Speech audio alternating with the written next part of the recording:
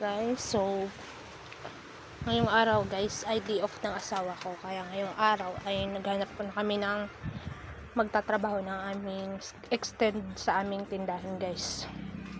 Ipapakongkrete na naman yung extend kasi yun na muna ang magiging tulugan namin kasi yung bahay namin ay sira-sira na, yung dingding ay sira na at tumutulo na ito, kaya yung tindahan na bahay muna sana yung plano namin guys, kaso sabi namin mas importante yung tindahan na mga pa-concrete, lalo na kasi kapag nakakalamidad, kaya yung tindahan na muna yung i-concrete namin, yung extend, para doon na muna kami matutulog, lalo na kapag may bagyo.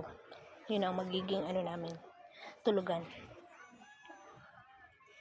Abangan nyo na lang guys ang mga susunod na vlog namin about sa aming papagawang extend sa aming tindahan.